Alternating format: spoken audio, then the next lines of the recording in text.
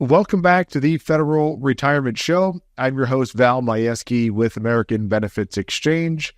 As always, I really appreciate you taking the time to view our content, hear what we have to say regarding your federal employee benefits and retirement information. This is our area of expertise. This is where we spend our time. And making sense of all this stuff can be a little difficult, especially when you have your regular job to do. You're not always thinking about your benefits. You're not always thinking about retirement until it's time to leave. So we want to make sure we're giving you information that we believe you need to know so you can make the best decisions. And as I typically do, you may have seen us review video content that's been out there on the internet, on YouTube or other things. And from time to time, I'll go through and review different articles and other things that people have written and just see if there's information that is deceiving, or see if there's information that is incorrect, or see if there's some great information. Obviously, if there's a good video or article, I'd want to put it in your hands, put it in your lap, put it in your inbox so you can see this. And today I want to review an article that I saw. And normally, again, I'm sharing with you my ideas and the things that we see, our reps all across the country, what we see with federal employees just like yourself, by going over their situations, answering their questions. There's some unique things, some less than 1% scenarios, some very, very interesting stories that we hear. But from time to time, as I said, I review articles and I see things that are out there just because I'm always exploring, what's new, what's out there, what do federal employees need to know? And I came across this one when it comes to TSP that I think could be very beneficial. And obviously, I can't take credit for it. This was an article written by a financial professional that is talking about the common TSP misconceptions and mistakes. And I think he hit the nail right on the head when it came to this. And you can find this article on fedsmith.com. I mean, normally I'm sending you to our website, www.federalretirementshow.com. But in this case, fedsmith.com. And the article was called Avoid These Common TSP Misconceptions and Mistakes. The author, the writer of this article is a gentleman named Brennan Rule. And I just want to share with you some of the points that he was making. He said there was 11 misconceptions that federal employees often have about TSP. And as I mentioned, I think he hit the nail right on the head. And I want to review these with you. You can certainly check that out, but I think you may have heard of some of these things. You may have come across some of these things. Heck, we have talked about some of these things. But when it comes to TSP, and this is my opinion, TSP is your wild card when it comes to your retirement income, because your pension and Social Security are things that are set in stone that you really cannot affect. Gaining more years of service and trying to earn more money, you really can't affect your Social Security other than delaying it as long as you can and trying to earn more money so that you can maximize the benefit that they're going to pay you back. But when it comes to TSP, this is the wild card, because a lot of times when people want to get as close to their pre-retirement income in retirement, TSP is going to carry the biggest amount of weight. And what do I mean by that? Well, let's say you work 30 years for the federal government. You're going to get approximately 30% of your high three in your pension. So that's 30%. Now, even if we're trying to get to the magical maybe 80% or 90% of our pre-retirement income in retirement, the next up is Social Security. And Social Security might only get to 25%. So let's say 25. So now I've got 30% from my pension, 25% from Social Security. I'm at 55%. Even if I'm trying to get to 80, I'm still 25% short. If I want to get to 90, I'm 35% short. If I want to get to 100, I'm 45% short when it comes to my pre and post-retirement income. So what's left to make that up? TSP. So you want to make sure you understand everything there is to know about TSP, because you are the one that decides how much comes out of your paycheck each pay period, and you decide where that gets invested into the various fund options that they have, the GF, CS, and I, plus all those life cycle funds that are available for you. And we've even mentioned the mutual fund window that's out there that a few people take advantage of. But I'm saying there are investment choices, and you want to make sure you're making the right ones. Also, you want to know all the ins and outs when it comes to your TSP and how it works.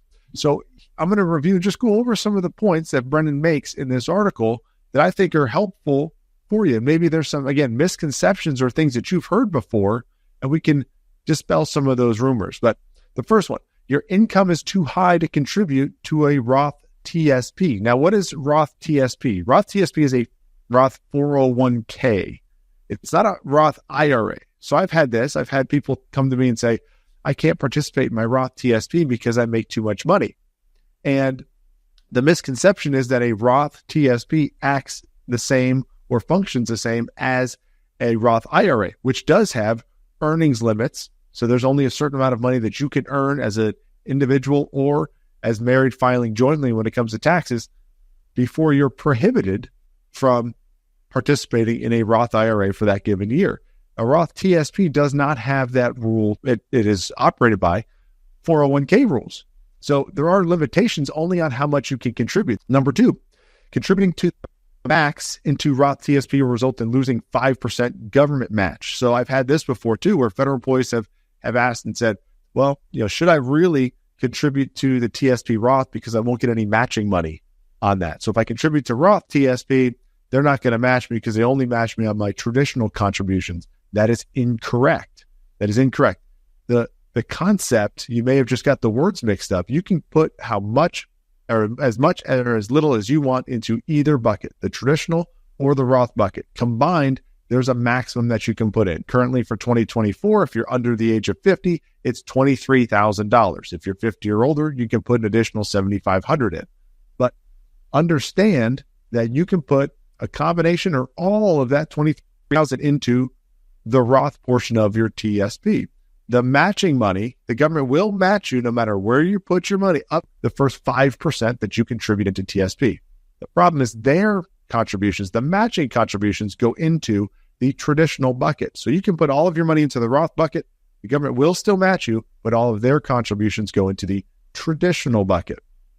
Number three, if I max out my TSP early in the year to allocate more funds to other areas for the remainder of the year, it says I'll max out my TSP early in the year to allocate more funds to other areas for the remainder of the year. Be cautious of this. Why? Because you don't want to hit your maximum contribution limit too early in the year because you're going to miss out on funds. So the government only matches when you're putting into TSP. So the only time that the government is going to match you is when you are actively putting in the TSP, and they're going to stop it at 5%. Now, if you hit your maximum too early and you have to stop contributing to TSP, what does that mean? That means you have stopped getting matching funds as well. So it's important to try to evenly distribute. If you're going to max out for the year, evenly distribute that payment per pay period so that you continue to get full matching funds for the entire year. Okay. Currently, that max, by the way, is $884 per pay period, approximately that much, right? And if you're maxing out with the catch-up contributions, it's $1,173 per pay period. If you're looking for a specific dollar amount, right? Not to try to pick a certain percentage of your pay. $884 to get to the $23,000, $1,173 per pay period to get to the $30,500, which is the max with catch-up contributions. Number four, the S fund is a small cap fund.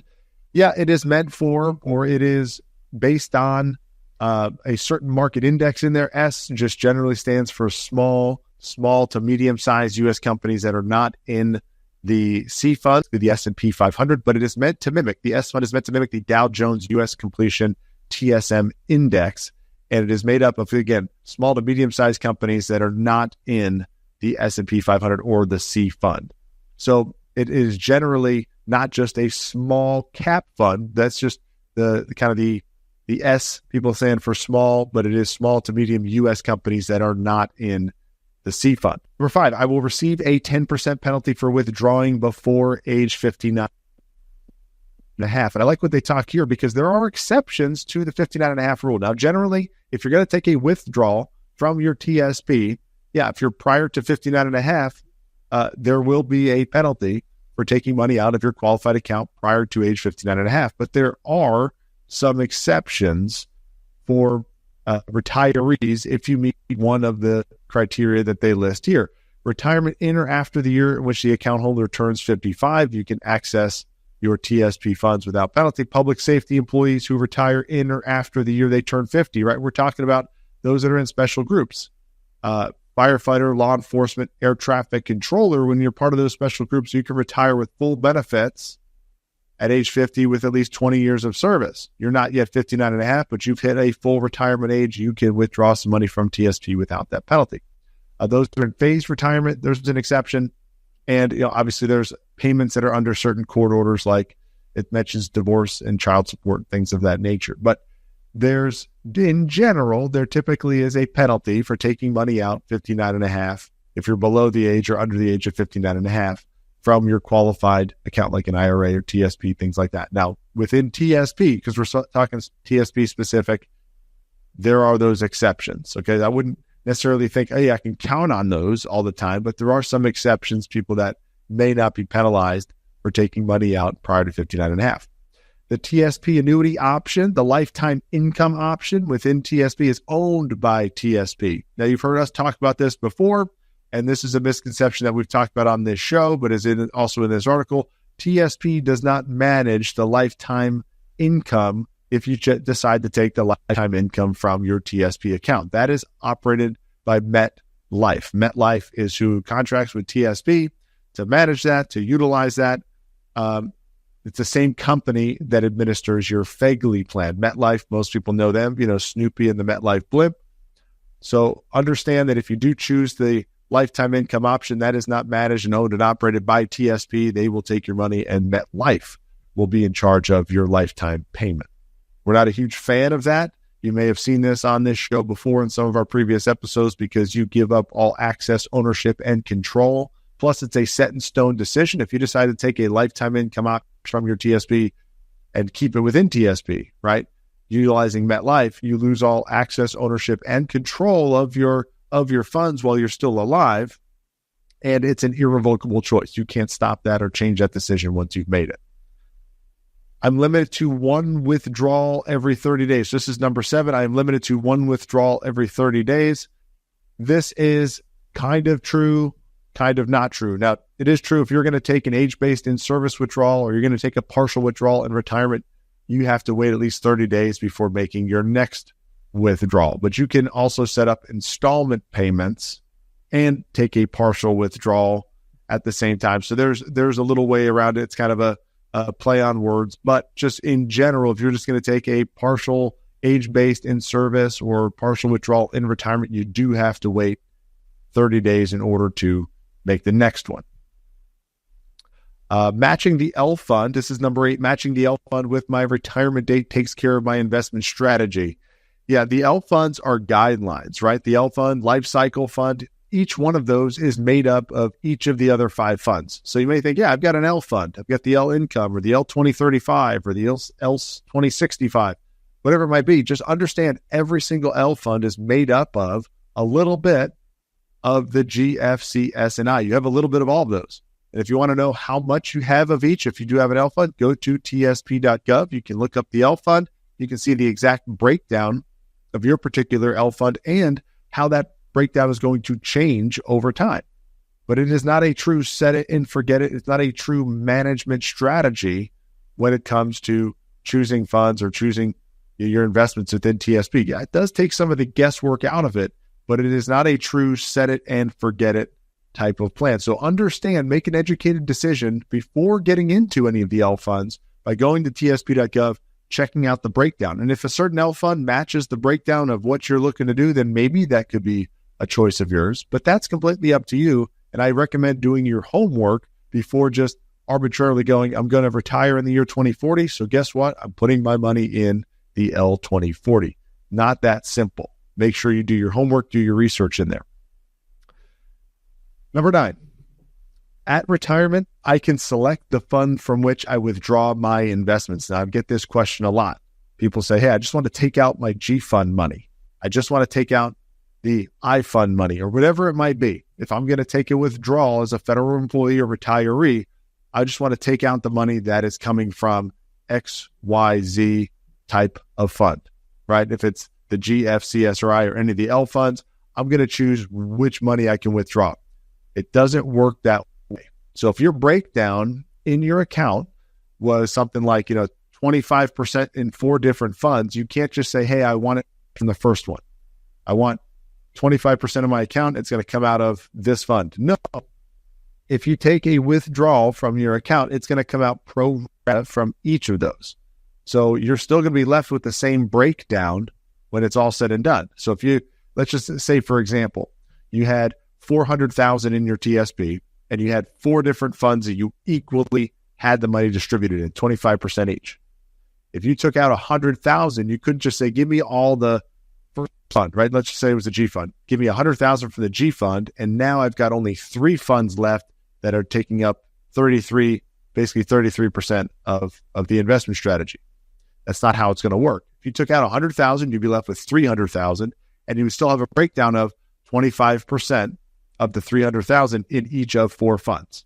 Hopefully you're tracking me there without showing you a chart, but that works. So it's coming out pro rata. You cannot decide which fund. Now you can decide which bucket, meaning you can take money from the Roth or the traditional bucket or a combination of both, but you can't determine where the money's coming from when it comes to fund strategy. Okay. Number 10, misunderstanding of TSP loans. Now, I like this in here. We've talked about the loan provision before within TSP, but I want to talk about this because this is interesting, right? This is that we've mentioned on this show, but I want to read this from this article. While the interest paid on a TSP loan is returned to you, 2 main downsides are often disregarded. Firstly, the loan amount doesn't accrue growth based on your investment choices. So the loan amount doesn't accrue growth based on your investment choices. So again, any money that you're loaning, that money, it's a loan, right? You didn't withdraw the money, but that money does not continue to earn interest based on the investment choices. So it's kind of just hanging in limbo. Secondly, you face double taxation on interest paid. Now, what does this mean? When repaying interest into your TSP loan, you're using after-tax funds, which are taxed again upon withdrawal at a later date. So whether the money's got into Roth or whatever, or into the traditional, it is kind of a double taxation, right? You're paying that interest back to yourself with after-tax dollars. And if that money was traditional money, say you had 100% traditional, well, that money's going to get taxed again when it comes out as a withdrawal. And if it were Roth money, well, that money's already been taxed. So just understand you face that in there. So just misunderstanding the TSP loan provision. Yes, you can take out loans for 2 different reasons, general purpose loan or residential loan. You have different payback periods for each, but it's not maybe the best option in every case if you've got to get money out. Number 11, my beneficiary will inherit TSP tax deferred. Now, this depends on who inherits your TSP. So if it were your primary beneficiary is your spouse, then they can inherit it tax deferred, right? They can actually take over your TSP and keep it on a tax deferred basis. If it were secondary, right? If it's a inherited IRA, not a spouse, then they're going to have to take that money out or withdraw it all with a certain period of time based on the new inherited IRA rules.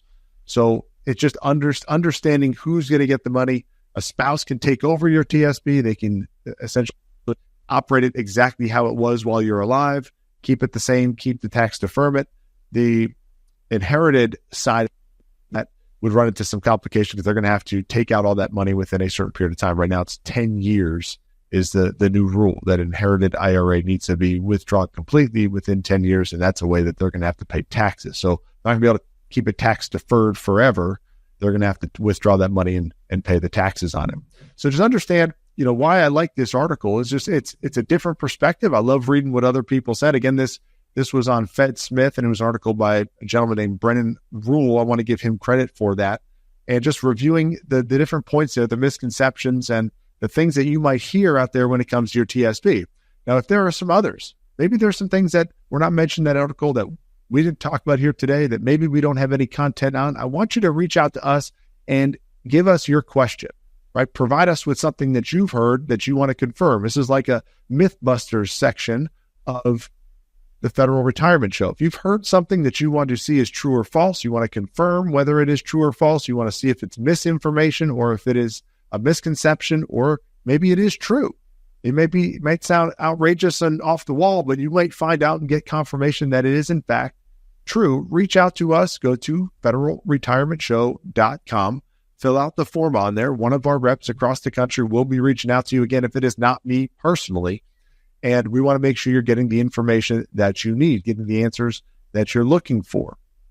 So as always, I really do appreciate you taking the time to view our content. I encourage you, go back and view our previous episodes. This is episode number 99. So there are 98 other episodes that we've come out with a ton of valuable information. At least I believe it's valuable for you, the federal employee, so you can make the best decisions as you go through your working career and near and enter retirement. My name is Val Majewski, again with American Benefits Exchange. I really appreciate you joining me. Looking forward to seeing you on a future episode.